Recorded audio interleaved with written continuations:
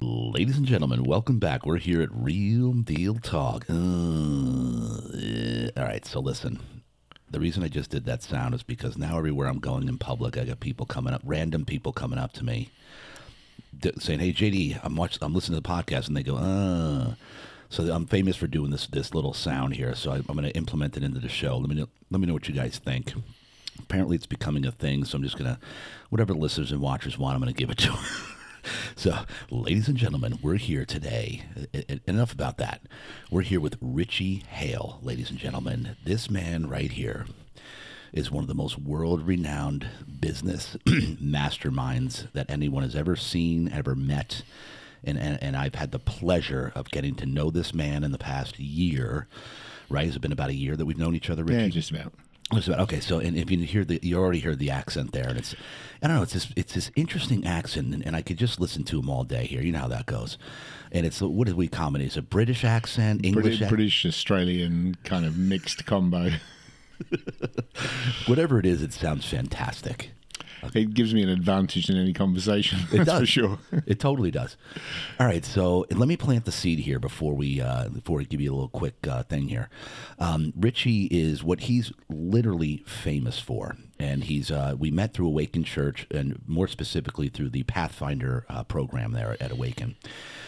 And the Pathfinder program, as you guys have heard in my prior podcast, is a marketplace ministry within the church for the basically marketplace leaders that get together for a 5-month mastermind. In fact, we were at an event last night. And so that's just a quick seed about that. But that's where Rich and I met. And he is famous for buying businesses, and I'm talking not just small little rinky-dink big, well, any business you can imagine, but also multi-million-dollar businesses with no money out of pocket, right? Is that right? Yeah, no money out of pocket, yeah. Like no money. And he's famous for saying there's no rules in any of this game. You just, when you're doing deals, the only rules are the between the buyer and the seller, and you've obviously got the legal frameworks, but fundamentally, I think people are they're fixed by this idea that big lumps of cash change hands when businesses transact, right? And that just isn't the case. Really, you can kind of deal with somebody, and you've got to figure out what they want, and then go after what they want, and that can be a variety of different things. Some of which will absolutely stun you in terms of what people will transact for. And what you've got to do is find the answer to that question, and what do they want? And if you know what they want, then if you can do it, then you may not have to you won't have to put any money out of your own pocket, and not bring in investors, and not bring in you will need money, and there's ways that happens, but you won't bring in external investors, and you won't put money in your own pocket, but people will get paid. People will get paid. So there's your seed, ladies and gentlemen. So if you're any type of business person at all, and you're going to want to stick around and listen to this one, because we're going to dig into what he just said. But real quick, let me now get a word from our sponsor, and that would be also me and my family with Real Deal Sleep. Well, number one, right now, we started in our garage about 18 years ago, and Real Deal Sleep, our mattress store here in San Diego, is now the number one rated mattress store in the country on Yelp. We are the gurus when it comes to helping you get to the next level via sleep systems. We've got sheets, pillows, mattress protectors. Ladies and gentlemen, if you love the show, first of all, I want to thank you from the bottom of my heart for listening, for watching. I can't tell you how much I appreciated the love, the sharing of it. I actually checked some. I looked the other day. I got a bunch of reviews. I got a 5-star ranking. Guys, keep them coming. I can't tell you how much that lights my fire and feeds me for doing what I love doing, which is helping inspire people to greatness, bringing an amazing guest like Ritchie Hale today.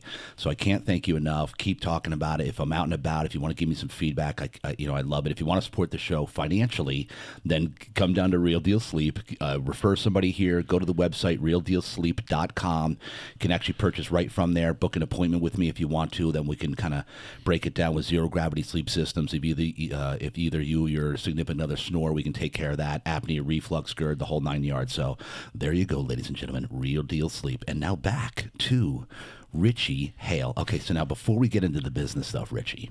Yep.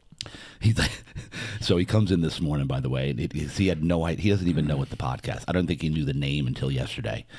And he goes, JD, what are we going to do? So he comes in the office today. I'm like, I'm like, I'm just going to dig into your backstory. He goes, do you know about my backstory? I said, no, I know nothing. He goes, you know nothing. I said, nothing. So he starts laughing. I'm like, why? So he goes, well, do you want to know? I'm like, no. The way I do it is everybody else, most podcasts, they prepare, they get the information on the guests, they find out what they have. That way they know what questions to ask, right? It's all it's kind of pre-formatted, right? Oh, very structured. Very structured. He goes, no, you don't do any of that. I said, none of that. I literally don't want to know anything about you. So, ladies and gentlemen, this is how we do it. You guys know how I do it. You're going to watch me get to know Ritchie, and therefore you guys are going to get to know Ritchie authentically on the fly here. So you're going to see initial reactions of this story. I literally know nothing about this man other than he's a brilliant businessman. That's it. All right, so Ritchie, here we go, bro. All right, give it to me now. Let's go. And listen, and we're gonna have to cut this one short today. So he put a time constraint on me, ladies and gentlemen. So this is gonna be a challenge for me to get this done this quick. All right, so you're killing me here, by the way. That's okay. All right, so Ritchie, go back. Where were you born and raised? We're going all the way. I know it's a long time. All the way back. I was born in the UK, but I grew up in France. My dad was a corporate IBMer, and we moved around the world with him. And so I spent a large part of my early childhood in Paris, in France, and that's my first language. And then moved back to the UK and did some schooling there to learn English, and then went to Scotland and lived in Scotland to do my high school and college. And then moved from there to London, then to Berlin in Germany. I lived in Germany for a while, came back to the UK, moved to Australia, lived in there for a while, came back to the UK, then moved to Switzerland for a while, South Africa for a while, and then back to Australia, and then eventually the US. And since I've been here in the past 10 years, we've spent at least 6 months in Mexico, permanently, just like living there for 6 months, which was cool. So moved around a bit, lived in lots of countries, been in a few places. So all right, that was a lot, and you're skipping around on me already. So you've been here for 10 years in the States. 12 years in the States now. 12 years. Yeah. Now, why were you going from to where you kept going back to where? Great Britain? Well, I went backwards and forwards to Great Britain over the years, but I came from Australia to here. So, but why go Great Britain to here? Then you went back. Then you went over to Germany. Then you went back. In most cases, it was business. So my idea was that I could travel and I could travel with business. So I thought, okay, well, if I go and get clients in various countries, I can go and live in various countries. And so that's pretty much what I did. So I took this idea, having grown up as a traveling kid, where I used to travel a lot. Tell me about that, the traveling kid thing. Well, my parents lived overseas, and at one period I went to school in the UK where my parents were still overseas, and so I used to travel backwards and forwards by plane. And so I'd get, I'd fly home every 2 weeks from school. I was at boarding school, and fly home every 2 weeks on my own. So as an 8-9-year-old, you're getting onto a flight and flying halfway across the world on your own, which was kind of cool because the chief pilot for one of the airlines, his son was at my school. So I used to get on the aircraft and they put me in the cockpit. No way. In the front. So I'd sit in the jump seat, and fly around the world, as an 8, 9, 10-year-old to go home every couple of weeks. And so that was what I grew up with. So moving around from country to country was just the norm from my perspective. So when I was at college, I thought, okay, well, I started a company at college when I was 17, my second year. And I decided I wanted to go and live down in London, first of all. So I got some clients down in London, and that was great. And then I thought it would be fun to have clients in Europe. So I got some clients in Germany. And so I got to move to Berlin for a while, just after the wall came down, actually. I was over there, and that was an experience again. And then I came back to more clients in the UK, and eventually I wanted to become a pilot. That was always my dream. And I had a business again in London, and I had the opportunity I'd made a lot of money. We sold the company in the end, and I decided that I wanted to be a pilot. So I thought I'll go to either Florida or Australia to do the license and the commercial pilot's license. So I chose Australia because I saw Crocodile Dundee on TV, and I went to the movies, saw Crocodile Dundee, and thought that looked like a fun place to go, so let's go there. And so moved to Perth in Australia to become a commercial pilot, and did my pilot's license and my commercial and the multi-engine command instrument rating, and then started flying charter and doing technology, which is where my background is, at the same time in Australia. And so I lived there for a while doing that, kind of flying charter, and at the weekends I'd do these charter runs out to the mines in Australia in the desert, You're taking 10 or 15 guys out in a plane in one of the twins out there. And then I heard an ad on the radio one day to become a military pilot. And that was always my initial dream, was to fly jets for the Air Force. And so I went into the recruiting office. I was going between clients and saw the recruiting office on the side of the road. So I pulled in, walked in the door and said, "What's this about this pilot stuff?" And so they took in, that year, they took in 6,500 people into the intake for pilots. And 11 of us actually graduated 2 years later. 11, and you were one of them. Yeah, I was one of them, and we end up flying. I flew helicopters for the Australian Army at the time, and flew combat rescue in both Iroquois and then Black Hawks, so yeah, that was kind of my flying career, and then went back into industry after that, and back into technology, and moved at that point back to the UK. So I had a business in Australia. I started that company out of the military, and actually sold it to a very large conglomerate in the US, and they raped and pillaged me in the transaction. I lost everything. I mean, we lost everything. Moved into my mother-in-law's front room with one child and a pregnant wife, and had to start again from scratch. And how old are you here at this point? I was about 31, 32 at that point. And you had been married for how long? 2 years. 2 years. Yeah, at that point. So and you had a baby. We had a baby, and then we basically went back to back.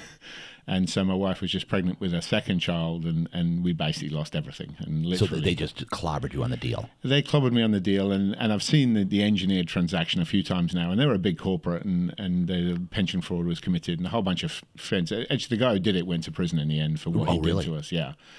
And I've met 4 people it's happened to. Exactly the same structured deal that they do. It's a really brutal transaction to do with people, and you can take the whole company off them and just rape and pillage them, and that's what they did. And so I faced a situation, I was hundreds of thousands of dollars in debt, and with no income, no assets, nothing. Yeah, nothing. And the banks, my private banker at the time phoned me up and said, let's have a meeting. We've got to figure out what to do. And this was kind of, on the Thursday, she said to me, "You've got to come into the bank." I said, "Okay, I'll come in on Monday and we can figure out what we're going to do," which was, start the process of bankruptcy and all that sort of stuff. And so I thought, I've got to start dialing for dollars. So I got on the phone, and in the company, we'd done a project for IBM, which had been one of the first business-to-business e-com sites in the world, and had been enormously successful. And so I'd been on the phone about 3 or 4 hours, dialing people around the world that I knew in the IBM network. And this call came back, and this guy said, "Are you available?" And I said, "Yeah." And he said, "Well, can you come to London? And we have a gig for you in London." And I said, "Sure, yeah, I can do it. When do you need me there?" And he said, "Well, can you be here by Wednesday next week?" And I went, "Yes." And at this point, I had no money. No, it was like maxed out on everything I owned. And I'm sitting there going, okay, I'm going to say yes. I'll figure out the second part. So I went to the bank on Monday and said, "Look, I've got this contract." And they said, "Okay, you've got a month to pay us the first chunk of cash." And I'm going, okay, I'm not quite sure how that's going to work. I'm going to be on the other side of the world. And so I phoned my sister, and she put my flight on a credit card for me. And I flew over and stayed with a friend in London, and actually ended up leading what was then a site called Argos in the UK from a technical perspective. And Argos was a non-food retail site, and this was in the late 1990s. So we were at early internet days here. And it was doing about £60 million a year. And I went in there, and we took that company to £1 billion a year online, and it became bigger than Amazon for a season. Wow. Before Amazon really started to take off. And so it was one of the most successful e-com sites in the world. And so that was kind of how I went back to the UK again. And then I'd been there a while. We'd managed to clean up all the debt, and I'd got paid a lot of money, and stuff that going to the Western Union, taking getting paid in cash. So I had to go to these guys that employed me in London and say, "You need to pay me in cash once a week." And they're kind of looking at me going, "We need to do what?" And I said, "Yeah, and this is why." And so they did. And I walked from the cash out their office to Western Union, put it in the bank, and my wife standing at the other end, picking it out, walking it down to the bank at the other end and depositing, because you couldn't do global wire transfers easily at that point. So a lot of those problems to deal with to get us out of the hole, but we paid off, I think, $580,000 worth of debt in the first 12 months. And so, real quick, the business that you owed the money for, Yeah. that was the same business that this company was hiring you for. No, so I built a software company in Australia that was fundamentally software is used in the interbank clearing system that allows transactions to pass securely between two platforms. Right. And so Microsoft had approached us to buy it because it was built in Java and it could talk to Microsoft. And then another big company bought us, and they'll remain nameless. And so that transaction was a software company that we'd purchased. What they then, and in that company, we built this e-com site for another business, and it became a worldwide case study for IBM. And so that's how people knew of me. And so I'd use the leverage of that relationship to get myself consulting work. And that's where the consulting work came from. Just happened to be that between the UK and Australia, you had the highest exchange rate in terms of the benefits. So the dollar went the furthest of any currency I could have gone with. And so that was one of the reasons I wanted to go to the UK, was that I could get the Australian debt paid off the fastest. And so that's what we did. So the question here is, and what I'm getting at is, if that's a separate company, couldn't you have technically just said, hey, bankrupt that and this is different money? Yeah, because at that point I didn't understand structuring, so I was on the hook for everything. And the way they'd done it, the way they'd done it is they managed to transfer some of the debt onto me personally in the transaction, and I'd not realized it. And then a lawyer had helped me get to the point where the damage was limited at that point to $580,000 as opposed to several million, because we were doing quite well. And so there's a lot of money on the table. But effectively I managed to get myself down to that much debt, and then I was able to pay that off, and the bank bankrolled me for 14 months. I think it took us to pay the $580,000 off. That's what I was thinking. Like, hey, why couldn't you just... Yeah, bankruptcy in Australia, it comes through to you personally. It's very difficult to isolate it completely. You can do it. I didn't know how to do that at that point in time. Yeah. In retrospect, do you I mean, obviously you paid him off. It kept a relationship with the bank, which is very important. Well, that's it. You've got to keep that going. And because I came back eventually to Australia and created more business with the same private banker, actually. And so she stayed with me for the whole journey. And, so now you jumped way ahead on me. You really did. Like, really far. We're already 3 businesses in, 2 acquisitions. You're over here in Australia selling companies. All right, go back to why were you originally traveling? Was your dad traveling a lot? Like, my dad was in business with IBM, and so they moved him around, and we moved with him as a family. So he just said, right, you're going to go live there. And we'd go live there. And so that was where my life started. And so everything for me for travel was normal. And so I just grew up with that, and my kids have done the same thing. It's normal for them, so they've starburst around the world. And so that was kind of the preset that your parents bring you into, is this idea that you can travel and just get up and go, and you can deal with whatever visa issues and whatever you need to deal with, you can deal with, and they're not frightening things to do. So you come at this for the kid with that belief system in place, where you've moved and gone to school after school after school, and so you're not afraid of these environments anymore. So for you, it's just completely normal. Yeah, and that's what I was getting at, was because that's, like, for someone like me, crazy, but for you it became normal. So it's all I knew. I didn't know anything else. And so it's often that's what you start with, is what do you know? And that's what I knew. Yeah. And we were programmed from day one, and we're programmed pretty much by our parents. That's right. Good or bad. Yeah. Good or bad. Good or bad. Most, quite frankly, are kind of bad.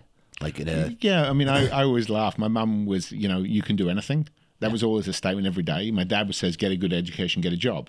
Yeah. And so I had the conflict between those two different paradigms. But in the middle of that, he moved around under IBM's umbrella, and we just went to different countries and just lived in different places and went to schools that didn't speak your language. And that was a norm. And so you just got used to that. And so that was kind of, okay, so you go to a country that doesn't speak the language, so what? Yeah. And how many languages do you speak now? I speak 2 fluently. I speak French and English, but I also used to speak German. When I was living there, I went and learned German. And then when I lived in Switzerland, I learned Swiss German, which is fundamentally different from German. Even though people think they sound the same, they're a completely different language. And it's not a written language, which is even more challenging. So I ended up with 3.5 languages, as I was growing up. Yeah. And I imagine the German would come back if I landed on the ground in Germany fairly quickly. Yeah. And then your brothers and sisters? My sister lives in France still to this day. France. As does my mum. And so they speak French. Where's Dad? Dad's passed away. Yeah. He passed away about 12, 14 years ago now. Okay. And now give me your childhood. You said dad was get the grades, get a job. Oh, big time. Mom was like, you can do whatever you want. So tell me about that dynamic. Like, how did it mold you? Like, which one did you, obviously you went towards what mom was saying. Well, I lived with this get a good education, get a job kind of idea. So my dad sent me to college. I didn't want to go to college. I'd won a scholarship in the UK when you're growing up, and I was at high school there. You can win this scholarship with the Air Force, and it's called a flying scholarship, and they teach you to fly at a basic level. And then at summer camp, at summer holidays, you go away to RAF bases, Air Force bases, and you get to sit in the back of the jets. And so they just push you through. And so by the time you come out of school, you're already kind of crafted into what they can work with. Yeah. And so they take 20 kids a year and push you through this program. So for me, everything was Air Force, Air Force, Air Force, Air Force. And my dad said, no, you're not going to the Air Force because it's a 1 in 600 chance you'll get to fly jets. Yeah. So you need to go and get a degree. And so he applied for university for me. And, when I was at grade 11, and in Scotland, you can go to university a year early. So I went to university at 16. And so I got this application, and then I didn't do any interviews or anything with that. I just got this acceptance letter one day that you're going to university. And in the UK, you've got the high school system, which is you've got the private school system, and there's what they call the old schoolboy network. Yeah. And if you're going to the right school, and so the director of the university phoned my headmaster and said, "Will Ritchie pass?" And because I was at the right school and the headmaster said yes, that was me. My entry into the degree was just based on two guys who knew one another, who went to school together, 40 years ago, saying yes. And so I got this acceptance letter at the end of grade 11, to go to college. And so that was my start of my college, so my dad was like, this is it. And I went into technology. And you weren't that happy about it? I wanted to be a pilot, and he's going, no. What was mom doing at this point? Mum was going, okay, you need to do what your dad says at that point. But, but she still kind of said, you can do anything. You can create a business. You can, the world's your oyster. You can go anywhere with this degree. You can do anything. Right. And that's proven to be true. I've been able to go all over the world because I did the right degree. So in retrospect, this was a great thing. It was a good thing, but ultimately, the constraint of get a good education, get a job drives you into this employee mentality. Right. Which translates in business terms into the consulting mentality, where you're selling time for money all the time. Even though you're selling time for thousands of dollars an hour, you're still selling time for money. And then so that was a lot of part of my career as a consequence of that. But you can do anything means I then picked that business up and carried it around the world and just went to different countries because I could. Okay, so then, so grade 11, he gets you into college. When did the pilot thing come in? I know you skipped ahead, but now I'm backpedaling. So at high school, I did the flying scholarship, and then I went to college. And I high school, you did Yeah, they take 20 high school kids. Okay. And it's a really cool program. They teach you to fly, which is pretty cool. And then they send you to the RAF bases, the Air Force bases, and you get to sit in the back of the jets when they go flying. Yeah. And, when they're doing instructional flights for students, you get to sit in the back. And so as a 15-year-old, you're flying around in the back seat of fast jets.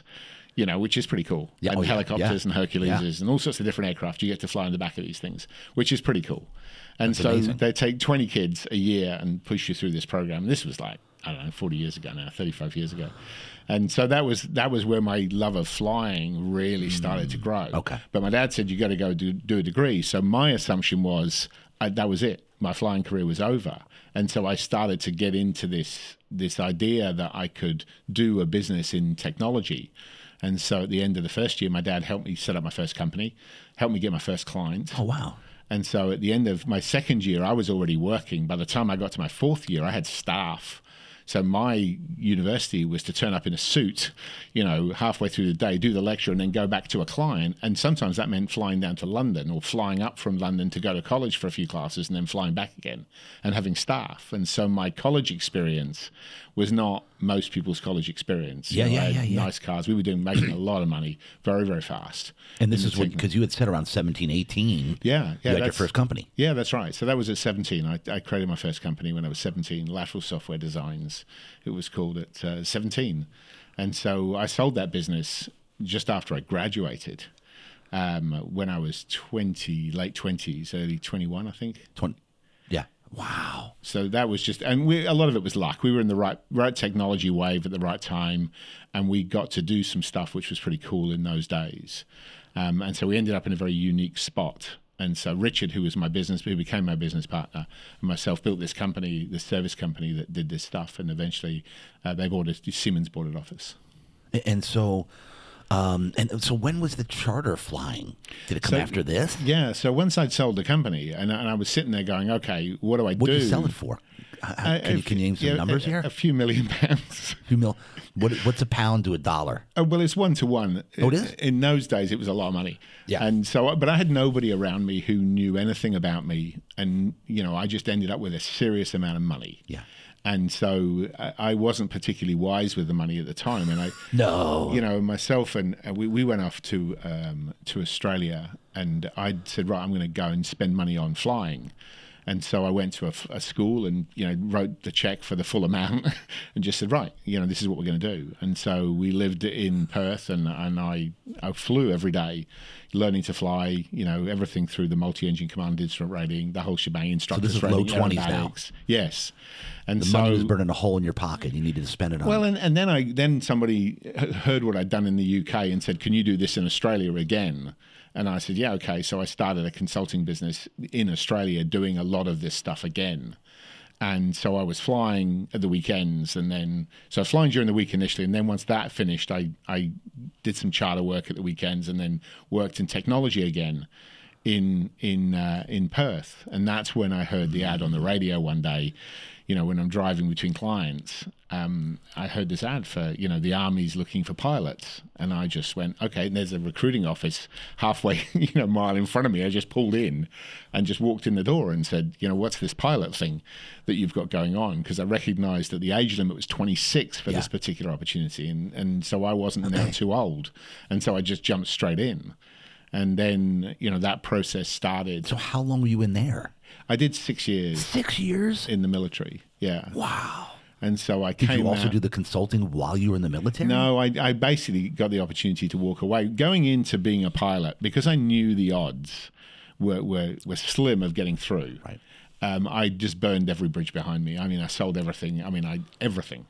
Everything. I had nothing to go to other than my bag in my hand. When I walked into the officer training, I had nothing outside of that bag and no connection to the outside world. Everything had been cut off, and I just went, right, I'm coming in to win at this and succeed. Is that what the main thing was? It was a challenge? Well, the odds are 600 to 1 going in the door. So that the odds of getting through are pretty slim. Yeah. And we knew the chop rate going in. And so I went, okay, I've got to go in, all in. And so I went all in. And the guys that were at the end were the guys that went all in. And they're the only guys that left at the end. No kidding. Because the attrition rate is high, especially in the early parts where people get washed out for all sorts of stuff, medical issues and all sorts of stuff. And then you've got a few hundred of you, you start in the officer training piece. And then by the time the guys get to fly, you're down to 21, 22 of you that actually get to start the flying training. And then there's 11 of you left at the end. And so the chop rate is high all the way down. And so once we got flying, you're in the military training program. They teach you to fly the aircraft, and then they teach you to fight the aircraft. And then you get sent to the squadron, and you turn up at the squadron, and they give you the keys to a $20 million aircraft and say, go flying. So it's kind of a cool environment. And so looking back at this, Ritchie, this is a testament to the type of man that you are, like the type of person that you are, like the perseverance of coming in there knowing 600 to 1. What would you attribute to the fact that you made it? Give me what do you have in you? What did your dad or mom instill in you? It was actually very simple when it came down to it at the end. Everyone thinks, you've got to be super coordinated, you've got to be super fit, you've got to be all these things. Right. You're a type A personality. Everybody in that room is a type A personality by default. You're not in the room unless you've got that. The second thing is you've got to learn faster than the average bear. So the way the training works is they show you something, then you have to get a chance to show them, and then you have to be able to repeat it. And so everything you do is on this show. They show you, you show them, repeat. And so they're layering on from this known to unknown position every single day. So every single day you fly, you are learning something new and you have to be able to reproduce what you learned yesterday and the day before and the day before. And what most people can't do is they can't absorb that information that fast and repeat it on a repeatable basis. So a lot of guys got scrubbed because they plateaued in their learning. And there's a curve that you can go up the curve and then you plateau out, and it's called a learning plateau. And what happens is a lot of guys just plateau out too early. And so if they don't have the raw guts to get in there, then you plateau out and you just can't learn fast enough. And so most of the guys get washed out because they just cannot learn at that rate for that long, because it's an 18 months to 2 year program. Wow. And you have to learn stuff every single day. And, I plateaued in the last 2 flights of the whole training program. And so I failed the final handling test, which is the only flight I failed in the whole thing, which is the very, very last one. And I credit to my instructor, a guy called Cy Thorne, who dragged me kicking and screaming across the line and, got me back in the air, because you're allowed 1 remedial flight and then you have to reset the test again. And so you remember him going out, and usually there's hours of prep for a flight, and you sit there and you go, okay, now I go out and prep everything I've learned. And Simon walked up to me and said, right, we're going flying. I said, okay, what's the prep? And he said, no prep, we're going flying. And we just went out into the low flying area and just, hack flicked and zoomed the aircraft around the low flying area for an hour and a half and just had fun. And that relief allowed me to then step up again for the final handling test. And not only did I have to do the test again, I did it with the standards officer, which is the most senior instructor there is, Scary Gash Lee, the guy's name was, Gary Lee. And, we're terrified of this guy. And he was the instructor on the flight. And I remember going out going, seriously, this is the hardest flight you can ever do. And there's Gary. But it turned out to be one of those days where you hit the top performance, because I had the chance to have a break. Yes. And I thank Cy for that, to go. I mean, literally, I just did not want to go flying, and he dragged me out there and got me through. And then you arrive at the squadron with wings on your chest, and it doesn't say just passed. Yeah. You've got you get the wings, and then they give you a $20 million aircraft, and then you start to really learn how to fly and how to fight the aircraft, and what this actually really looks like. And you grow in that period, and then you're operational for a number of years. And so, Ritchie, there's really something profound here in this story. You know this, right? Because it all came down to the guy that dragged you up to have to kind of have a break, a refresh, to just fly and not worry about it. Yep. Yeah. Which is what recalibrated you. Completely. Right? And you can never do these things on your own. And one of the things I've learned in business and in life is a team sport. And you need those people to come next to you every now and then when you trip up and fall over. And, one of the things that's nice about the church is that happens. You've got this community around you. And I think a lot of people who fall and they don't get up because there's nobody next to them when they trip. Right. And they got nobody pick them up. And that was the first time I really experienced that. And in the military, that becomes part of life, everyday life, because it's such a tough environment to live into. And all the way through pilot's course, the guys that you're on course with are the guys picking you up, and keeping you moving. But I didn't have many problems on course right until the very end, and that was the first time where someone really came alongside me, picked me up, and dragged me across the line, kicking and screaming.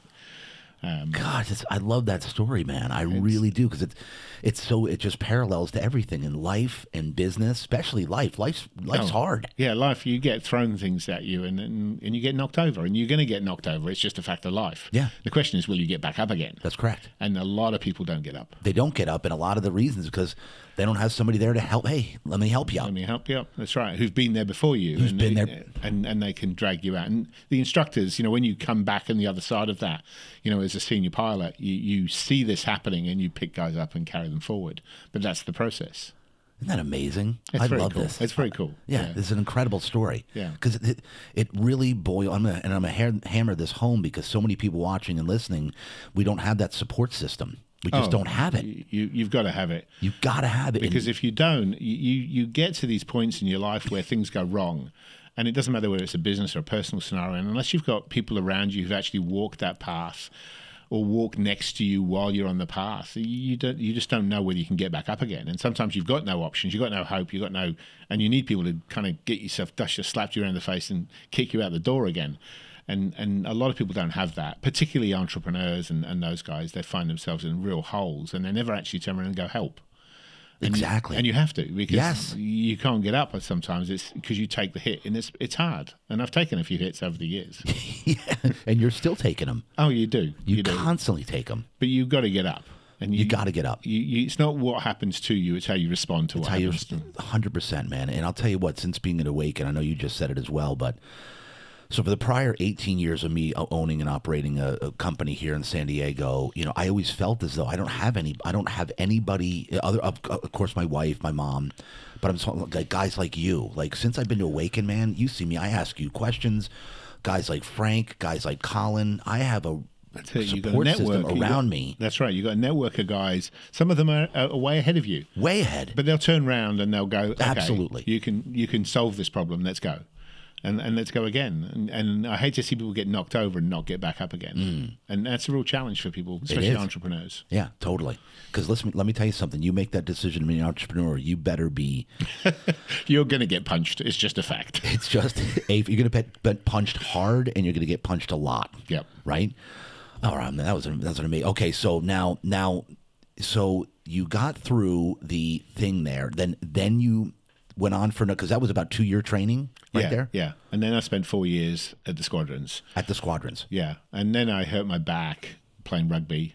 And that was the end of my flying career, effectively. I put 3 discs out on my back playing rugby. And so they said, because you have to be a soldier first and then a pilot second in the Army. The Navy said, I'll come over and fly for the Navy. And I just thought, no, let's get out. Let's get on with the next part of my life.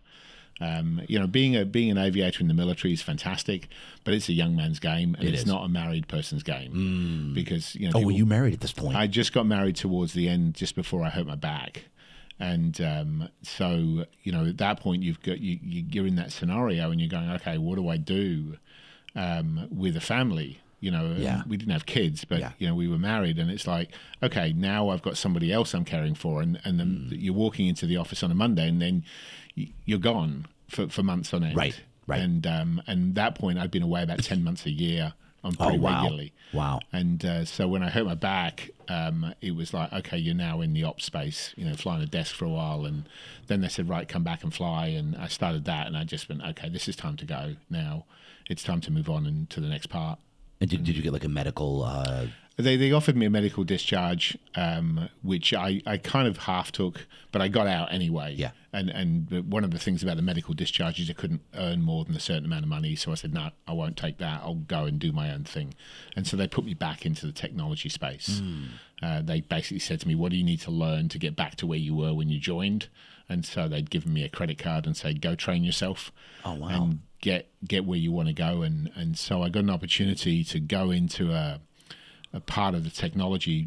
IBM was launching out into a new area, and because of my relationships from the past, I phoned up and they said, look, you can go to this meeting and learn about this strategy that they're doing. It's only IBM staff, but you're the last person to arrive, and you're never there, and you can leave early, but you can go listen.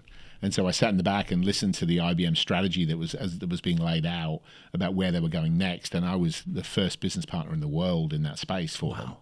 And that's how we got some of these big deals and got into these spaces where we got recognition worldwide for what we were doing, because we were the first guys at the table. And so you had mentioned something where if you took a complete medical discharge, you could only earn so much. What does that mean? Like in the civilian world? Yeah, they basically say, look, we're going to pay your salary for the rest of your life, effectively, but this is what it's going to be capped at. And no, you can't work because you're on disability. Oh. And so I said, well, I don't want to limit this. Right. So what's my choices? And they said, well, we can train you back to where you are, and then we have nothing to do with you after that point. And so I took that choice. That's interesting. I didn't want to be limited in what I was doing, and I went, hang on a sec, like you're saying I can't do all these things, or you can say we'll draw a line and it's not our responsibility, but we'll give you a credit card so you can go train yourself to get back to where you were. And I went, okay, I'll take that option. Yeah, exactly. So I did that, and they put me back where I was, which was kind of cool. It's amazing. And how did you meet your wife? I was at a bar, actually. No way. My first wife was at a bar. And we were, sitting there one Sunday afternoon, and this pair of legs walked past me, and I went,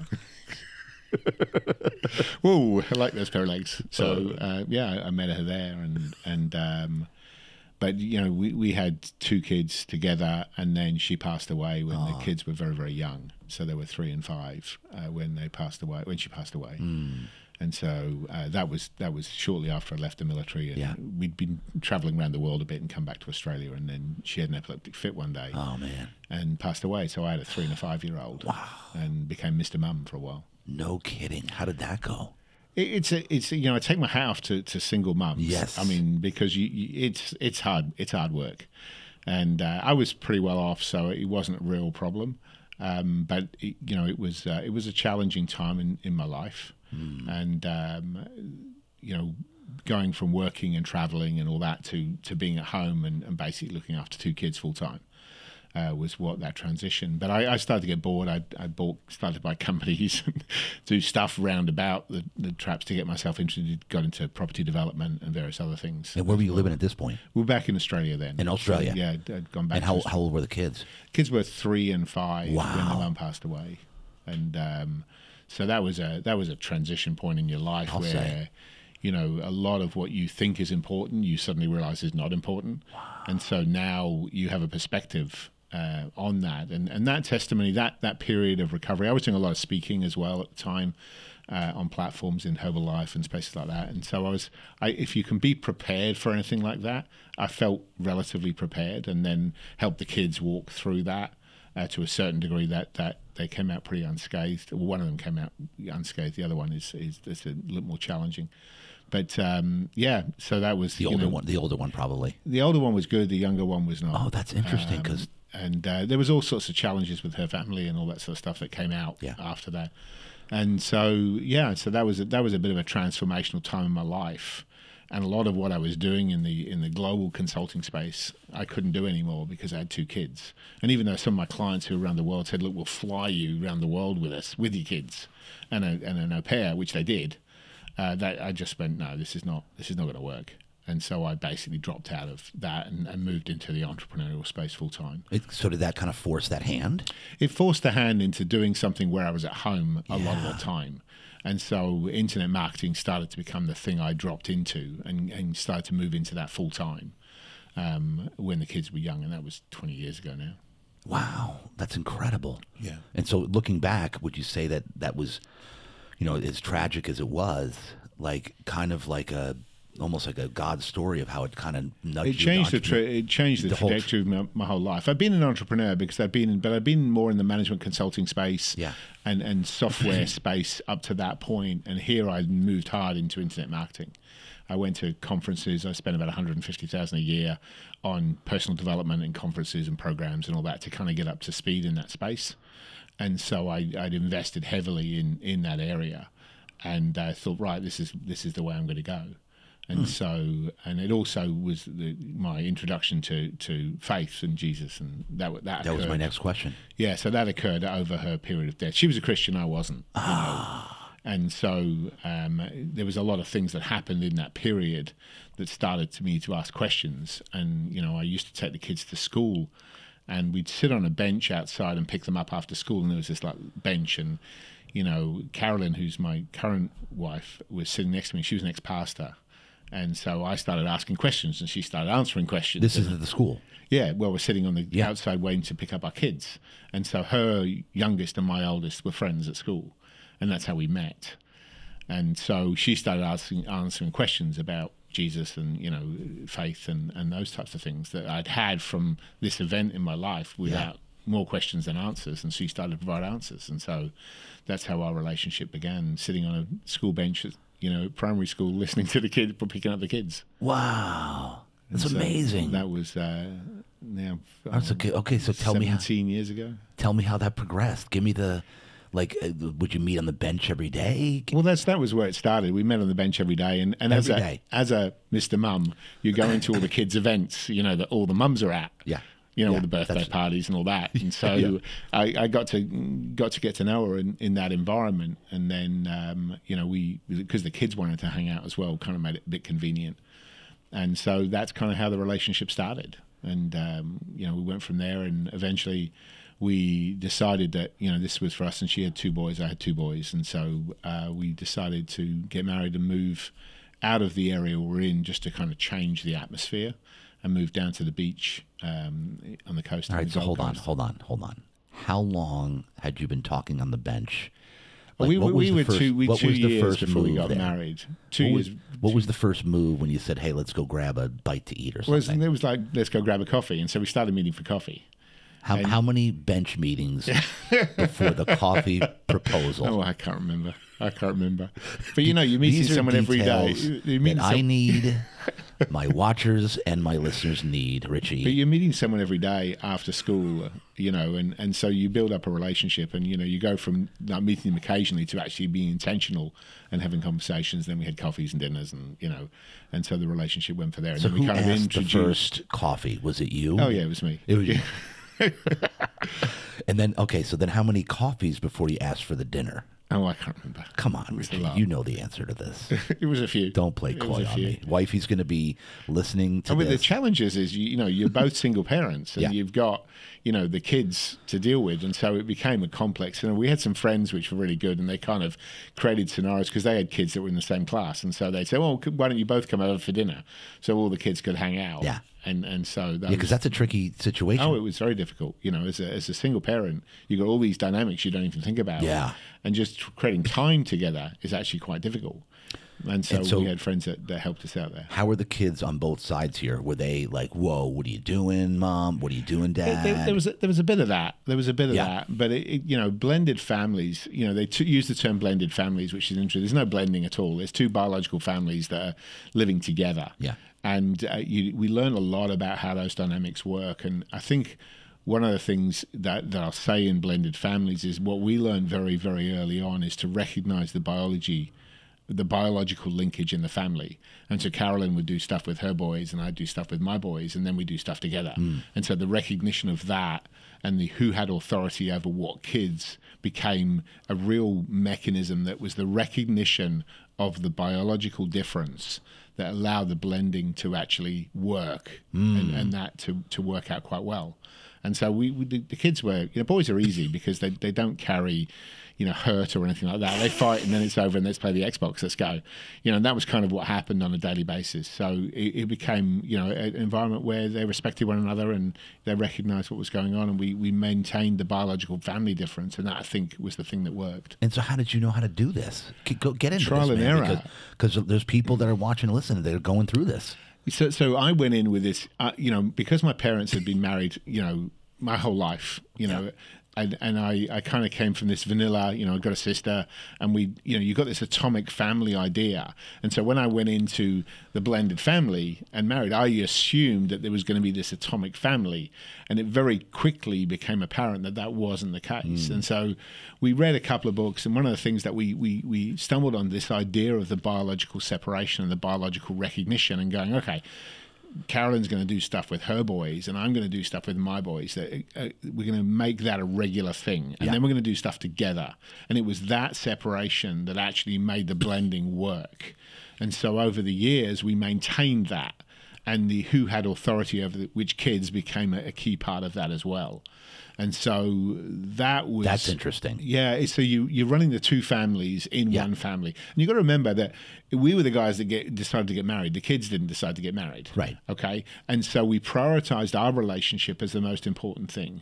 And then the two families as the next thing. And then the whole family as a unit afterwards. And so you've got this real focus on making sure that your marriage, because if you look at success rates of divorcees, it's low. Yes. Or widowers, second marriages, it's very low. Second marriages, because Carolyn was divorced, I was a widower, and so that second marriage, the success rate is very, very low.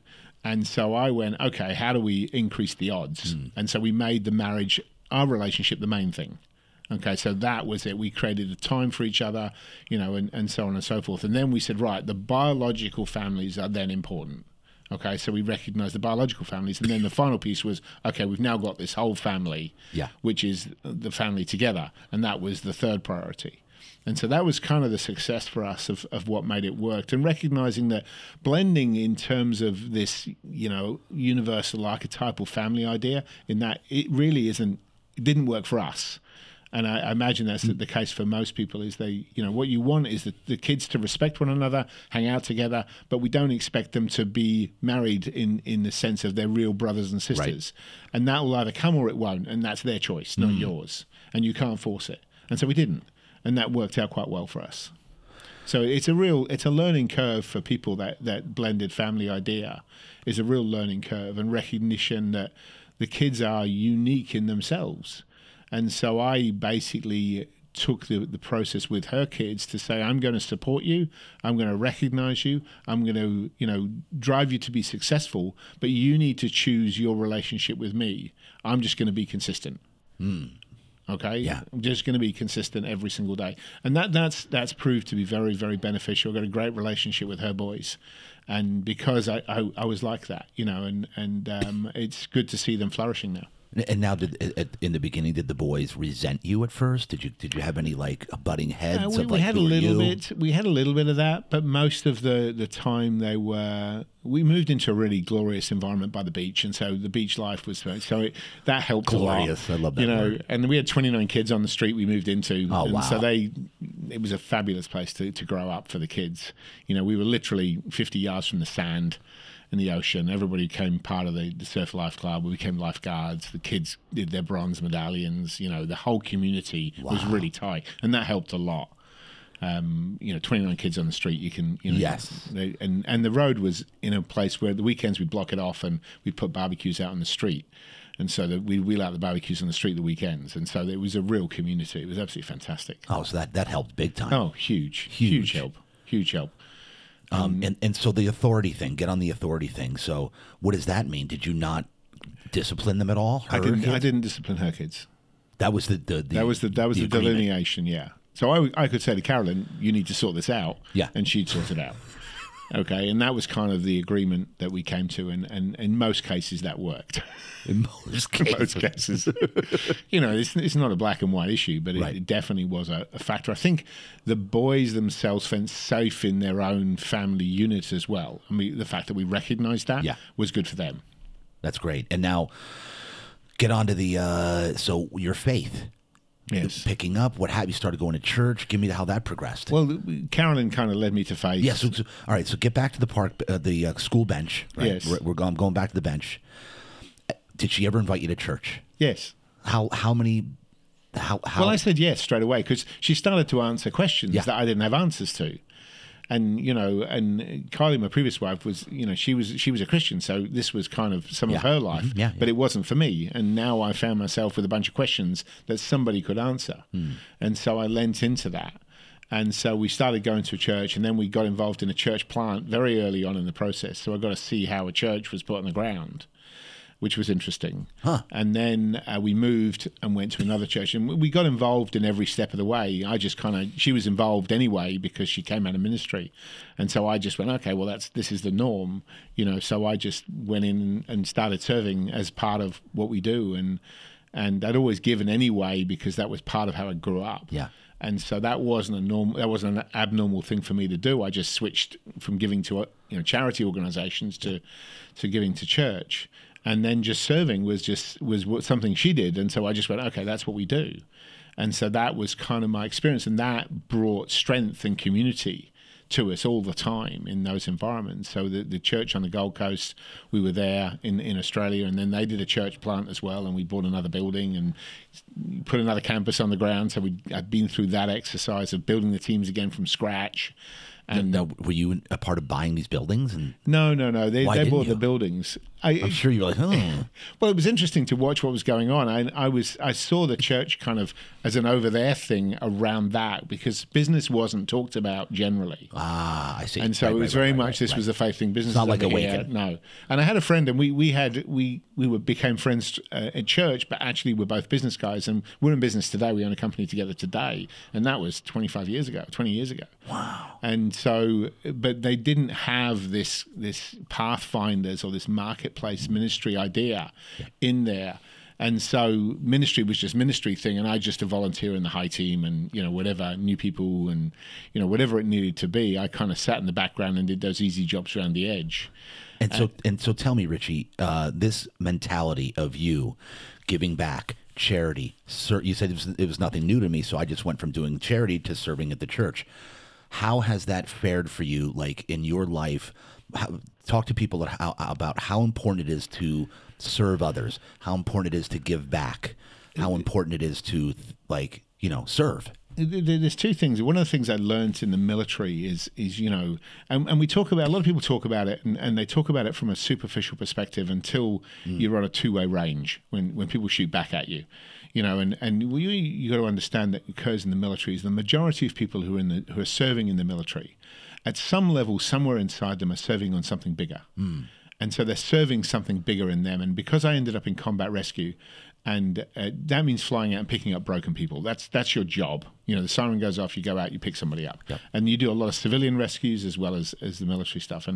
And so that becomes a service that you do, and gets deeply ingrained into wanting to help people in those scenarios.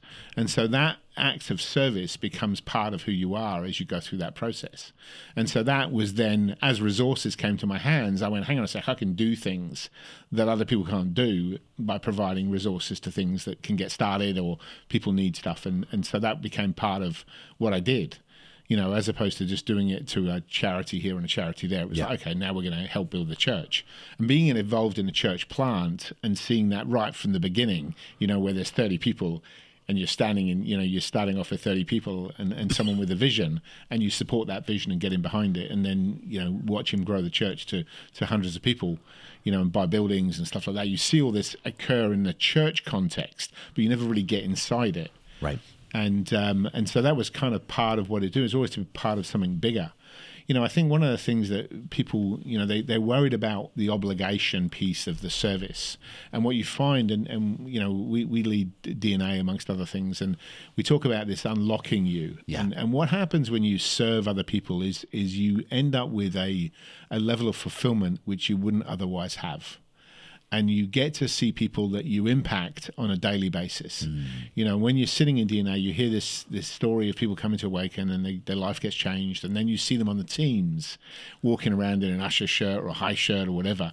And they've got this community around them. And it's a lock-in mechanism to help them build community in their life. But now they're doing something for other people. And they then get to see the people that they help come through the process and join the teams and so on and so forth. And so that's part of what we do and why we do it, is to be part of something bigger and help people get unlocked in what they do and that act of service, and really get into a community. I always talk about when people come into church, particularly big churches, they walk into the foyer and there's all these people who know one another.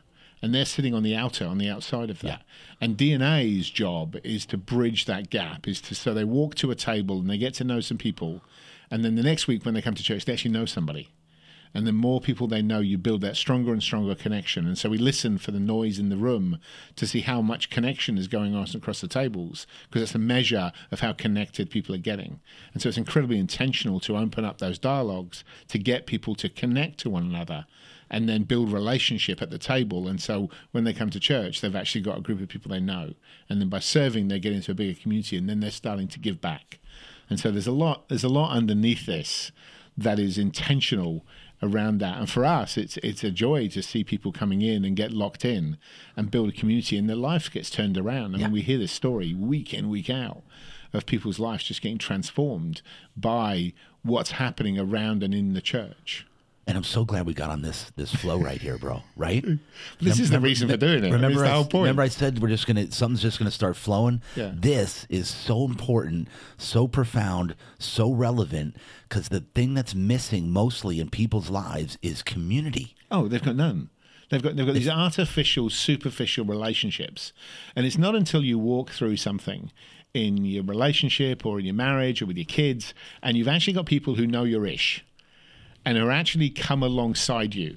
And I remember we lost a business a few years ago at church. I was in Pathfinders as a student when it happened. And if it wasn't for the guys in the class, I wouldn't have got up. It knocked me over badly. Briefly tell it, because I remember you telling this. So I had a software company. We'd raised capital from private equity and done the whole, VC, build a software company thing. And we were doing okay. We weren't doing brilliantly, but we were doing pretty well. And we raised a bunch of capital before COVID. and we brought in another private equity company to the table.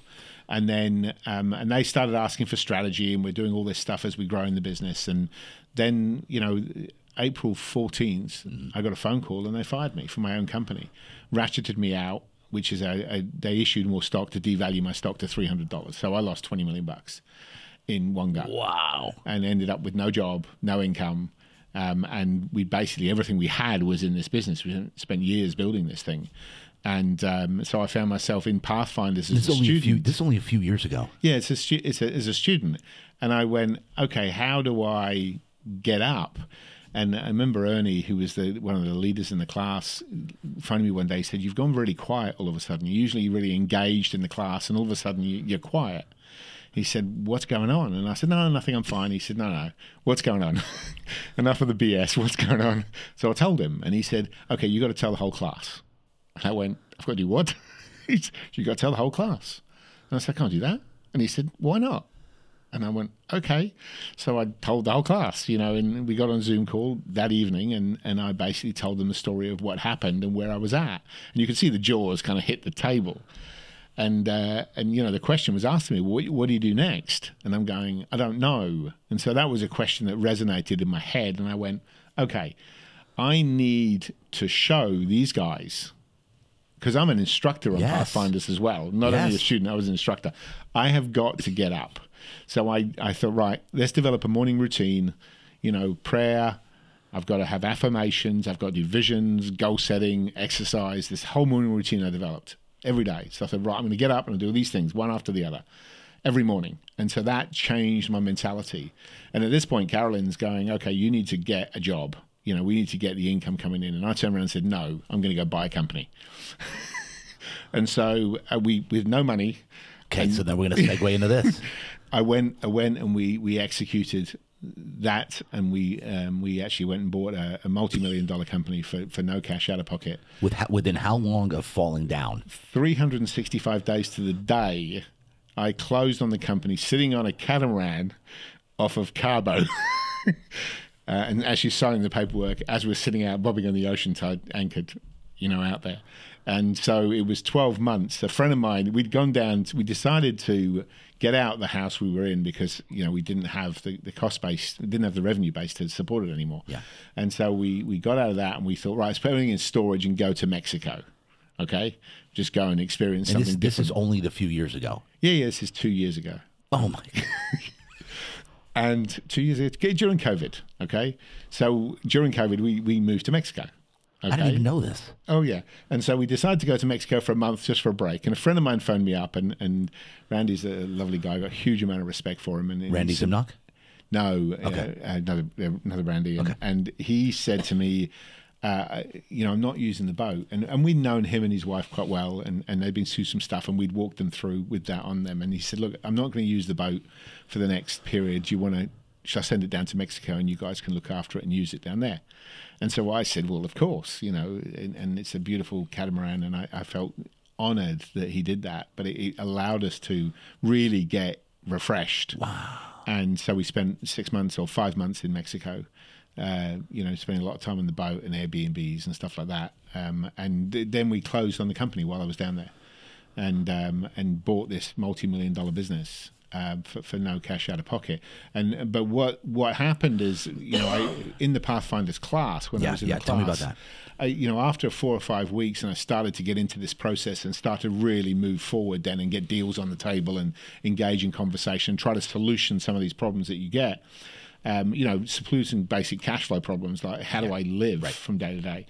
The Ernie came to me and said, "What are you doing to do?" I said, well, I've got a morning routine. He said, you need to teach the morning routine to everybody to show them what you did to get up and get going again. And so those people around me that actually walked the journey with us, were right there every step of the way, encouraging us, turning up for dinner, bringing the food, stuff like that becomes real. You've got real challenges.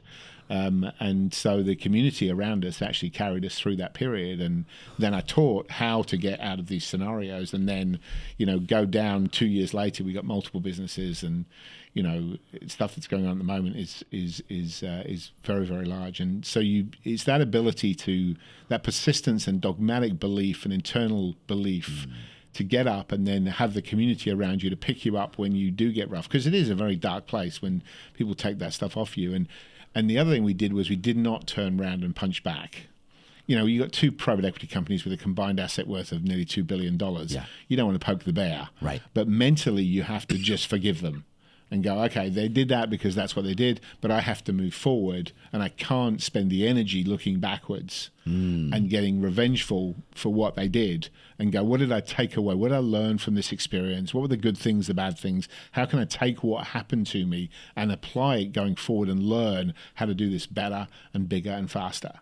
And it's always the bad things that you learn the most. You never find yourself in the scenario where everything's going swimmingly well. You don't learn anything really. Right. It's only when it gets tough and it gets really hard that sharpening goes on, where you get refined and refined and refined and refined. And that's challenging when it happens to you, a number of times, and you sit there and go, what am I doing wrong here? You're actually doing nothing wrong. What's happening is you're being refined. And what's happening now is a lot of those experiences over the businesses, over the years that I've had, good and bad, are all coming back into one business now, and multiple things that are going on. But that learning experience is the important thing. But in that case, it was just a willingness to get up and set a vision and go, I can do this. And, Ronald Frazier is a mentor of mine. He's the guy who taught me how to do this. And he ran a program, and that's where I learned a lot of the techniques which I now apply. But it's then taking that and going and doing it, and actually following through and going, even though my situation looks like this, I believe this, therefore I can go do this. And so we just found a path and then executed. And so if you weren't in Pathfinders at that moment, how much harder would it have been to get up? I don't know whether I would have got up, because you would have gone and get a job. I mean, the pressure to get a job and get the income coming in was extreme, and I'm sitting there going, okay, I've got to navigate, how do I pay for stuff, just going forward. Just simple stuff like, how do you pay rent, and, how do you pay for food? And, so you're having to navigate those simple problems. Now, we had a little bit of savings, but not a lot. And I'm burning, when you're going into lead gen scenarios for business, you're burning through cash really fast. And so we eventually got a small investor in, and we bought them back out. They got 300% of their money when we paid them back. So we've done things along the way to solve the problems that are immediately in front of you. And a lot of it, I remember talking to a guy, a very, very experienced entrepreneur, and he'd been through the highs and the lows. And he said to me, solve the problems you can solve today and focus on those. He said, because if you go down the rabbit holes, you'll go down rabbit holes forever. Yep. And you just don't know what tomorrow is going to bring. But what you do know is what you've got to do today. And so have faith, have a vision of where you're going, have faith that you can get there and solve today's problems. And forget everything else. If you don't need to solve it today, don't solve it. Just focus on the short term. And what that stops you doing is going down the rabbit holes. And so you don't and go, what if this and what if that and what if that, which is where your brain lives.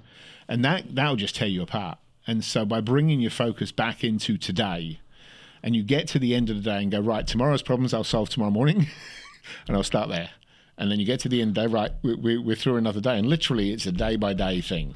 And then it comes to, 2 or 3 days and weeks, and, and slowly you accelerate out of it. But it's that ability, I often say it's that dogmatic persistence, that stubbornness that says, no, I can, but you've got to have people around you that can help you pick you up again, because that's where it gets tough. And Ritchie, I got goosebumps as you were talking right there, because you just said it, because I've been talking to Kat recently, and because she's overwhelmed, quote unquote, and I told her exactly what you just said. Wake up. Focus on today. That's it. Don't think about tomorrow. Don't think about what can happen a month from now. Because she's like, I can't get anything done. I'm like, that's because the to-do list is never going to end. It's never going to get shorter. And it's never going to get shorter. But the priorities are, what problems do you have now, right? Hit that home again. You got to focus on, because otherwise you will lose your mind. You will lose your mind. And what happens is, if you lose hope, and what the rabbit holes do is drown you in things that may or may not happen. You know, false evidence appearing real is fear. Yep. And so what happens is the fear starts to build up. And 99.9% of the things you might think might happen don't actually happen. And so by focusing yourself in the short term, you avoid that problem. As long as you know approximately where you're heading to and what you're trying to achieve, then just solve today's problems today. And it's amazing how long you can go on fresh air, you know, with no income. You'd be absolutely astounded how far you can go if you actually put your mind to it. I'm laughing because I've been through so much cash flow stuff in the last 20 years of my life, bro. Like, I don't know if I call it the weekly miracle. Well, that's it. But you're 20 years down and it's still happening. Yeah. And so that's the thing that people don't understand, is that in most cases, there is a solution to the problem. The question is, are you resourceful or are you worried about resources? Yes. And so if you're resourceful, you'd be amazed how you can solve problems and the things you can do to solve problems. And, you know, and you're in these conversations for buying these businesses and you haven't got a dime to your name and you're having the conversations about buying their business. Now, you know how to solve the cash problem, but it's not your money, or it is sort of. But it's one of those things that it's a mental game more than it is anything else. You know, entrepreneurship and failure and recovery is a mental game about what did you learn in that experience and how can you avoid, or how can you put something in place. And I had a conversation with a bunch of finance guys in New York, and they're going, we're going to do this. And I'm going, no, we're not. Because if we do this, you'll end up down here. And they're going, oh, crap, we didn't know that. Because you've been there. Because you've been there. And so you see these things that other people don't see. And so that's what the experience gives you, that sharpening that goes on. And it's tough because you have to just, you know, the renewing of your mind in terms of what has to happen in your mind. And that's where the morning routine came in. I had to get myself in a place where, regardless of where I mentally woke up, I had to get to a point of high performance as fast as I could to be able to get the rest of the day to perform, and then just get to the end of the day in some cases and then go, right, now we can deal with tomorrow's problems tomorrow. Yeah, because you just make it through one day. That's it. That's all you need to do. And then you're there for tomorrow. As long as you can get up the following day, you're good. Just keep getting up, keep getting up, keep getting up, and you'll get there. And so segue now into, because we're getting close to having to land the plane. We've got another 28 minutes to go. Okay. All right, bro? You put a cap on me. Nobody puts a cap on me. We got 28 minutes. So now segue into, you said you bought a business with no money. Get into that story right away. So one of the things about buying companies is let me just segue to a small story. When I was with the software company, and we'd raised these millions of dollars, and you know we had these private equity companies, and I went to a private equity dinner at Christmas in Chicago, and I was late, and my plan was to go home, get changed into a suit, and then turn up to this thing. But I turned up in jeans, boots because it was snowing outside, jeans, a t-shirt, and a big parka. And I walk into a room and there's 400 suits in the room. And I went, oh God, talk about feeling intimidated. All these private equity guys in their dark suits, white shirts, dark ties, you know. And I'm sitting there going, oh. So I grab my little plate of food and my glass of wine and I hobble off to the corner. Hobble off. And kind of go, I'm going to get out of here as fast as I can. And I'm standing there and this old guy comes up next to me and he's dressed in T-shirts, jeans and boots. Exactly the same as me. And he said, you figured it out yet? And I said, figured what out? And he said, who everybody in this room works for. He said, all the guys in suits work for the guys in jeans. Come with me. And he took me to the corner. And in the corner was about 6 old guys, all in jeans and, you know, casually dressed, sitting around one table. And nearly every person in this room worked for them. Wow. And that for me just gave me a paradigm shift about, hang on a sec, we're the apex predators in the room. We're the entrepreneurs. These guys all work for us. And that mental shift for me was one of the biggest things that changed how I thought about this problem. Because you have to believe internally that you can buy a company. And it's like buying a loaf of bread. I mean, when Roland talks about it, he talks about like buying loaves of bread. I mean, he talks about it so casually because he's done so many transactions. But what it does is that mental attitude is everything. You have to believe you can. And then you have to learn how. And the how is actually easier than buying a house. Okay, nobody checks your credit. Nobody checks anything to do with you personally. But you can put together these packages that allow this to happen. But you have to believe internally that you can do this. more than anything else. Right. There is more businesses for sale in today's marketplace than you can believe. And most of them, over 75% of them, will just shut their doors because nobody will buy them. And these are multi-million dollar companies. And the people are, because they're getting old, they want to retire, they're tired, they're getting divorced, something's happened to them, something's happened to their family, they've got medical problems, whatever it is. There's a multitude of reasons why businesses shut down. And in most cases, I think only 20-something% of businesses actually sell. Okay, so the rest of them just shut down. Right. And these are solid, long-running businesses. And so what you find is you once you understand that, you can find these everywhere. And then you've got to find what you want. And there's ways of doing that. And then you've got to create a package. But, there's 211 ways of financing an acquisition. And not one of them involve you putting your hand in your pocket. Okay, so there's multitudes of ways of doing deals. And a lot of it's just this pure creativity. And so a lot of people think there's a bunch of rules. And we started off with this. There is no rules. Okay, the rules are, what does this person want? The best one I've ever heard give it to me. is guy wanted to buy a hotel in New Mexico. And I think it was a 280-room hotel, 4-star resort kind of thing, pool and everything. And it was on the market for $5 million. And he got talking to the owner, and the owner's family lived in Oregon, and he wanted to move into this housing estate in Oregon in the hills. And there's never a property for sale up there. And so Chris went, well... He said, is that what you want? He said, all I want to do is move up there and have maybe $5,000 a month coming in for the rest of my life. And Chris said, well, what about $5,000 a month for the next 5 years if you could live up there? And he said, well, that'd be awesome. He said, because I got some savings, that'd be good. And so Chris went to this housing estate and literally went door to door till he found a house someone would sell. And I think he bought the house for like $485,000. Okay, back-to-back the transaction, swapped the hotel over for the house, borrowed against the hotel to pay for the house, and then gave the guy $5,000 check every month. So he took the loan out, paid off the mortgage, gave the guy the house, pays him $5,000 a month, and took over a $5 million hotel for effectively $500,000. 10 to 1. Yeah. Okay, so, and all it was is about finding out what people really want. And when you get that right, and you understand that, and they don't, they're ready to transact, because a lot of times you'll go right to the line and, they'll not. And we've been in businesses where we've gone and we found issues in companies, and you tend to find those. And they've wanted to give us the company for $1. 5, 6, 7 million year turnover, you can buy it for $1. Because they're so tired, they're just done. Yeah.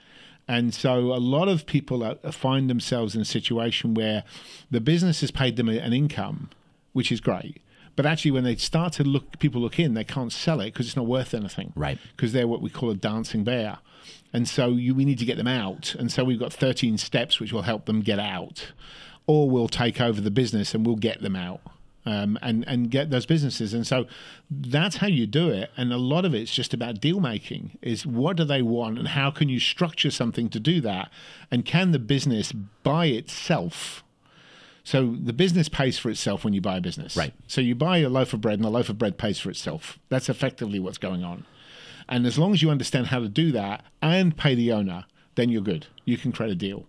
And so that's how we do it. And so it's not difficult to do. And the other way is to create what we call earn-in models, where you earn the right to be at the table by sacrificing time or expertise for exchanges of equity, and slowly build up a position where you can buy the other person out.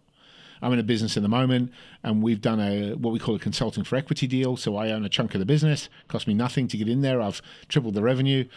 And now I'm trying to buy the other person out completely with cash. And so we can do that. Well, the business is going to buy them out. I'm not going to buy them out. But so now I will own a business outright. Now, they're vacillating, but I had a guy, a year ago, I want to sell my business and I don't want to sell anymore. No, I'm not ready to leave. And phoned me 3 weeks ago, and we've got a deal. So... You just got to be persistent and patient with the process. But you've got to understand that it is really just about the art of a deal. It's about that deal-making capability, about finding the structure that's going to work for the other person, that can work for you, and how to understand the finances to pay for that. And that process is mindset. 99% of it is mindset. Just mindset. You've got to believe. And I've taught this to people in the church. And there's multiple people who've buying companies left, right, and center now. I think he's on to his 4th acquisition now. Yeah. But it's just saying, yes, you can. Yes. This is possible. You can do it. And it's much easier, much safer to buy a business than it is to start a business. And so give me a story of, because I remember you telling a couple of stories of ones you've done, some creative deals. Give me a story of a creative deal you've done before. One of the funnest deals I've ever done was a quilting business, and I got approached. I used to take my mother-in-law to the quilt store on a Saturday, and it's supposed to be 10 till 2. I was there, and and then it's 10 till 3 and 10 till 4, and then I'm sitting there going, okay, I'm waiting for hours. So I got to know Pauline, who owned it, and so eventually she phoned me up one day out of the blue and said, I'm going to lose my business. I need help. And I'm going, well, why are you phoning me? And she said, I don't know what to do. And so I said, okay, well, let me find out. Let's come over and talk. And so she had $600,000 worth of short-term debt that she had to pay. And it got to the point where these people are starting to take legal action against her and foreclosing on her. And so I said, okay. And I kind of looked at it and went, and she showed me the P&L, and it showed around $5 million in revenue. I'm going, how can you be losing money here? And I said, look, I don't know the business, but I'm going to take over the business for you, because she was worried about losing a house more than anything else. She said, take the business off me and just pay me a salary, and so I don't lose my house. That was her thing. And I said, well, okay. So I said, okay, I'll take over the debt for the business, the business for the value of the debt, because I really don't know this business, but I can basically take you off the hook for that, and I think I can navigate my way out of it. So once I'd signed the contract, which was literally a 1.5-page contract to acquire this business, I knew nothing about this business at all, other than they were in debt and the revenue in the bank accounts. And I went, okay. So I got on the phone with the people that she owed money to, and I basically said, look, this is the deal. I've set a contract in place here which allows me to buy the business, and if you'll work with me, I will pay you off. But if you foreclose on me, then I'm walking away and the thing will go bankrupt, and you can deal with the bankruptcy court when you feel like it. And when I got to the end of the thing, I had one guy who wouldn't budge. So I'd set, we'll start payments in 60 days. We'll do 20 cents in the dollar and, 2-year payments, all sorts of creative mechanisms. Yes. One guy wouldn't budge. So I had to write an $18,000 check to take over a $5 million a year business. I walked into the business and actually started to get to know the business. So I go down the store, and they got a 6,000 square foot store full of fabric, as a quilting store is. Yeah. And I'm sitting there going, there's a lot of fabric here, man. I could do a sale and do a fabric sale. And then one of the staff, have you been upstairs yet? And I'm going, there's an upstairs? So I go upstairs, and there's 6,000 square feet of fabric, 8 feet, deep. Oh my God. Like the millions of dollars worth of fabric. And I'm going, this is what's happened. She's just bought. Every time these sales guys have turned up to sell her fabric, she's just bought and just bought and bought and bought and bought and bought and bought and bought and bought. And she just has no control over her wallet.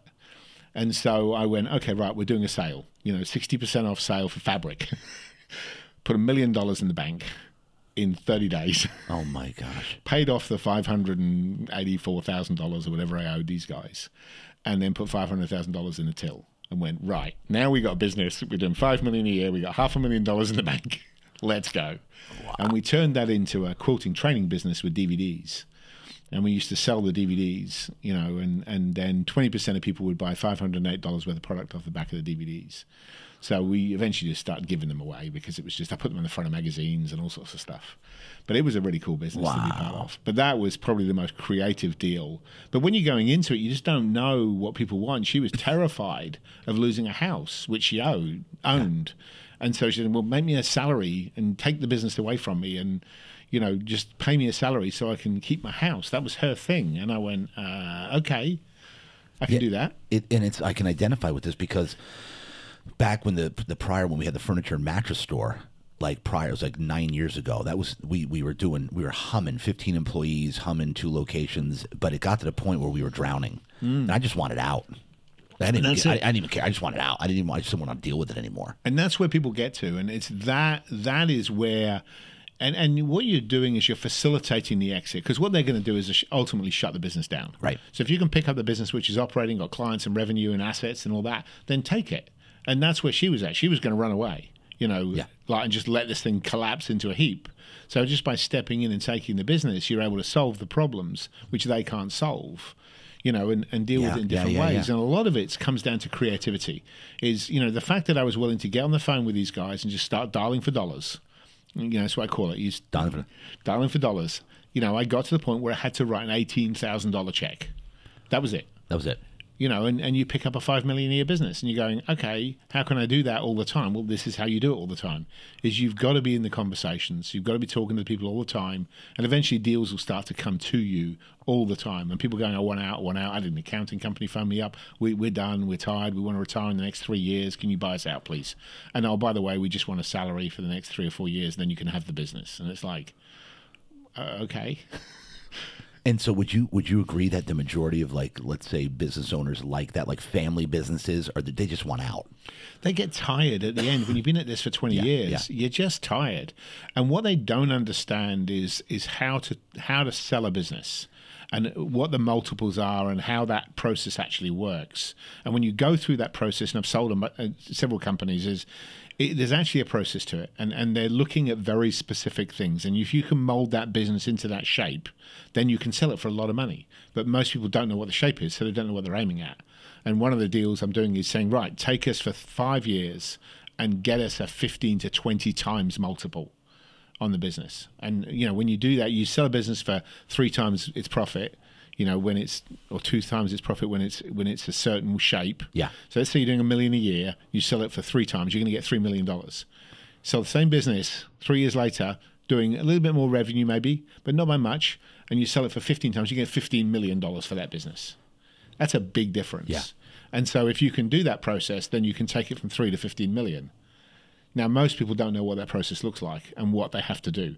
They have to get off the org chart. It's one of the simpler things. You should not have to turn up. One of the businesses, I don't turn up. It still pays me, but I don't do anything. Every now and then I have an ops call, but there's a call this morning, and there's a management meeting call. I'm not even on it. It's mind-boggling. I love when you talk about this stuff, man. Now, when does EBITDA come into play? Like, you have EBITDA. Do you ever do it multiple times that?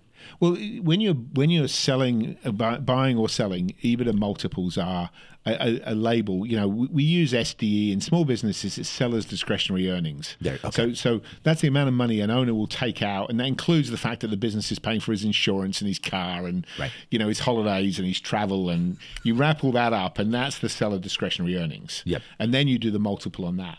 The challenge is that depending on the size of the business and the size of the profit, then depends on the multiple that you actually buy at. So EBITDA is a financial term, earnings before interest, tax, depreciation, amortization. But really it's about net profit. Now, they're different in pure accounting terms, but for most business owners, there's no difference. And so an EBITDA multiple is the multiple of the business. Now, your accountant will say, well, it's a 3 times EBITDA. It's as many times EBITDA as you want. And we bought a business recently, and we valued the business between minus 80,000 and 1.7 million. Okay, that's how varied the thing. Wow. So we did an EBITDA multiple, and then we did an adjusted EBITDA multiple, and then we did an asset valuation, and then we did a revenue valuation. And so you can get 4 different valuations, all of which are valid. Now, what's interesting is the EBITDA valuation is kind of the GAAP standard thing. Yeah. That was minus $80,000. Okay. Really? So the EBITDA, true EBITDA number, when we worked it out, they were losing money. Wow. And that's because there's non-cash activity in there, which makes it a bit more complicated. But then we said, okay, let's just assume they didn't spend all this money on this stuff. So we just added $500,000 back in. That was our adjustment. And so that then we got an EBITDA multiple back out, and that's the one we actually bought the company on. So we just said, well, you didn't really do that, or you wouldn't really do that again sometime in the future, maybe not. So let's just make you nice and take it out. And so we just modified the numbers to suit ourselves. Yeah. Now, there's ways of doing that are saying, well, this is a one-time expense and you're only going to do this once, and this actually really isn't going to happen. But so there's a bunch of complexity in there. But fundamentally, you're just saying, look, if you ran this properly, you wouldn't do these things, and therefore the business would look like this, and that's what we'll pay you on. That's called an adjusted EBITDA. Yeah. What did you evaluate that at then? They came out at about $586,000. So why wouldn't you do the minus 81? Because they wouldn't have sold it. Oh, that's true. Because they were getting nothing. Yeah, that's true. Well, they were paying us 80 grand in that case. But what it did is set the floor and said, look, if you want to do this properly, this is how it works. And so we teach people when we're buying their company how to do valuations, because I want them to understand what we're thinking. And when I did that with the deal I'm doing at the moment, he's going, I just had no idea. And I can pull all sorts of numbers and stats and show him graphs and pictures of why this is true. And then he went, well, how do we get from 3 times to 15 times, and how much of the business do I have to give you for you to take me there? Because that means if I give you half the business, I'm still going to walk away with 7.5 million. Right. And we go, well, let's see if we can get to 21 times if we do the following things. And he's going, okay, how much of the business do you want? And that's the conversation you get to, is what do I have to give you guys to come and help me do that over the next 3 to 5 years? And my time is, I'm on the board, I have 1 meeting a week. That's it. And we own half the company. Oh, that's beautiful. But we can do that. And because they're getting such a big outcome at the other end, that's what they want to do. They want to pay off the house and go on holiday and go and do whatever the hobby they want to do for the rest of their life. And we're just writing the checks. And Ritchie, so the craziest part about this, man, this story is not even 2 to 3 years ago. Yes, we were wiped out. You were wiped out. Yeah. Ladies and gentlemen, listen to this. For all of you that think you've got the problems that nobody else has, you think you're running a business as an entrepreneur and things aren't going that great, you have cash flow issues, welcome to the club and listen to what Ritchie just said. It just is what it is. You just you're going to get hit. He's wiped out. So if you've been in business for any length of time, Ritchie, anybody, any entrepreneur, what's the number? Like if you've been in business for 5 years, you've gotten your clock cleaned. Is it 10 years? What's the guarantee here? Well, there's no guarantee, and that's the problem. Okay, you can have these varying degrees of success throughout your life, and sometimes you do big, and sometimes you don't, and sometimes it's ongoing. But it's a craft, it's a skill. You need your 10,000 hours.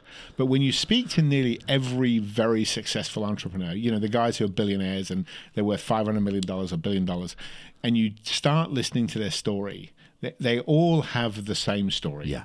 I grew, I crashed, I grew, I crashed. And there's just a different number of crashes they've gone through. But in all cases, they've all been wiped out at some point, at least once. At least once. At least once. And when I talk about wipe out, I'm talking about wiped out. And they come back and you sit there and go, how do you do that? Well, this is part of the process because you've got to learn. And, you get 2 or 3 times, you start to go, okay, what's going wrong here? But sometimes it's not your fault. And other people do things to you, and the question is, what do you do next?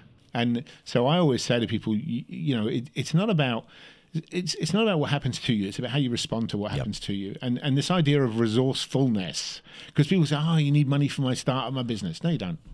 You don't. You absolutely do not. Go buy a company that does that, and then start there, and that will cost you nothing, and then you're doing $3 million a year before you start. Or if you're going to start, then you've got to find a way to get off the ground. You've got to find a way how to get a customer and how to get paid to do something or deliver something and do it well, and then get them to say nice things about you. And you can do that, from scratch. I always like MLM businesses, because they've always got this startup pack. You pay your $90 or $100 or whatever it is, and they teach you about business. But actually what they do is they put you in personal development programs. That's right. Because that's the thing you need more than anything else, is to face the mirror and go, where am I lacking and what I'm doing? And, the internet levels the playing field. Anybody can play any level in anything. But always remember, people are selling to people. It's always a people game, And in one of the businesses I bought, I just got on the phone every day and said, let's see what the sales process looks about. We talked about briefly is that we, get rid of all the sales guys because they wouldn't get on the phone. Just get on the phone and tripled revenue. We just phone people up. It's not hard. Just phone them up and say, what do you want? I want to buy this. Well, what about that as well? Oh, well, yeah, I'll do that. Okay. Sign here. Go. Yeah. But if you don't phone them up, then you never had those conversations and you never figure out what the problem is. I love that you said that. And I wanted everybody to, especially entrepreneurs, know that every single one of them has been cleaned out, has been wiped out. Oh, at least once. At least once. What is it? Walt Disney went bankrupt 7 times or something? But, I remember I met a guy who's a billionaire recently, and my first question out my mouth is, how did you get here? And he looked at me, he said, well, I walked down from my house. And I said, no, you know what I'm asking you. He said, oh. He said, you want the full story or the short story? I said, I want the full story. And he said, okay. For the next hour, he told me his story. And, man alive, there's a book by the guy, Anderson Horowitz is the largest venture capital company in the world. And Horowitz wrote a book called The Hard Stuff About the Hard Stuff. And everybody looks at him as the biggest venture capital in the world and goes, oh, he was so lucky. Yeah. The price he had to pay to get to where he's got is in that book, The Hard Stuff About the Hard Stuff. And it just gives you a little taste of what it really looks like. I'm getting this book. To get into some serious pain. And you know, I remember reading it going, okay, I don't have problems. If he can do that, I can do what I've got to deal with. And he was dealing with it at a whole different scale of problems. I mean, just the train smashes he went through to get to where he's got to and there's a price. And people are not willing to pay it. Not willing to pay the price. That's the number one reason most people will never be massively successful, live in the top 1% of income earners, because they're not willing to pay the price. That's it. It's a very uncomfortable price. It's a hugely uncomfortable price, and a lot of it's around ego. Yes. You know, and what are people thinking about me? That's right. And they're concerned about the perception people have because I can't pay for dinner, or I can't pay for food, or I can't pay my rent. But what they're not realizing is the price. But the guys that come alongside you that do understand this can go, okay, let's go. Let's solve the problems we've got to solve today, and then work with you to get you moving forward. And so what is it? Why the psychotic people like us as entrepreneurs, what is it? Why do we want this? Like, what's the difference in the chemistry of our brain? Why would we put ourselves through this? We want to leave a footprint on the world. There it is. We want to leave a legacy. Come on. You know, I remember one of the things... We're landing the plane. We're landing the plane on this because it's shutting me off. Anthony Torino said something last night, and he said, you know, the hardest thing to do is to write your own epitaph. You know, you're dead as a board, dead as a stiff as a board, dead as in a box at the front of a church. 3 people are going to get up and speak. Your wife, a business partner, and a friend. What are they going to say? That's your epitaph. And when you write that defines your legacy and the footprint on the world you live. And so you're not going to take anything with you, but you are going to leave an imprint on people. And what is that? That's why we do it. That's why we do it. It's what drives me. It's why I get up every day. It's what drives me. It's what drives me in the Pathfinders community, in the stuff I teach, in the people I help, in driving forward to set an example to others, to break down the doors, you know, and to keep reaching. It's, you know, every day all I think is God has put me here for a reason, and I'll be damned if I'm not going to give everything I got every day doing what I do. You get one shot at it. One shot. You might as well make it go. One shot. Speaking of, play for it. Yeah, right? Oh, Ritchie, man, I wish we could keep going. But this will be a good teaser, even though it was only an hour and a half. It was an hour and a half, by the way. Is that an hour and a half already? Uh-huh. We're at 9:56. Yes. So we've got 2 more minutes. Hit him with one more thing about inspiring people to go for it right now. Yeah, and I think you know, when you are an entrepreneur and you're starting to break through doors and starting to achieve things, a lot of it's, you know, when you learn stuff and you're able to do your testimony and people can share how you've walked through it, they don't feel alone. They don't feel as though they can't, because everybody's been in front of you. And the thing I did is start to research successful people and go, what's their story? Where did they get to? How did they get there? What did they have to put up with? What price did they have to pay? And then you get some context on your own life. And then you go, okay, this is the price I'm willing to pay. Wives are not so easy to carry along that journey, but that's the price. That's why we do it. Yeah. For sure. And this is exactly why I started Real Deal Talk, exactly why I have this format, which is all about the backstory, all about what you've gone through. And you clearly laid that out today. And only 2-3 years ago, you were wiped clean. Look at him now. He's a part of one of the biggest deal, not one of the biggest deal that he's ever been a part of in his entire life right now, right? Right now. We didn't get into it because I didn't want to, let's say. Give us another 8 weeks. And then the deal will be done. The deal will be done. Then we'll do another 2.0 podcast. We'll talk about that journey. Ritchie Hale, I can't thank you enough, my man. It's been an absolute honor. I appreciate you, bro. I love you, man. You're one of my guys. I feel so honored and so blessed to have you in my life. You're one of the guys in my life that right now, with everything I'm going through, what we're about to launch, knowing that you're in my corner gives me, like you said, I have got this community around me. That's it. Like I felt alone for about 18 years outside of my family, but now with guys like you in my life, I'm like, there's absolutely no doubt I'm going to be massively successul with our next venture, because I've got guys like you in my life to be able to call and say, hey, you know, help me out here. What do you think? You know, so I appreciate you, my brother. Appreciate you. Thank you, sir, for your time. You got it. Real Deal Talk, ladies and gentlemen. That's a wrap.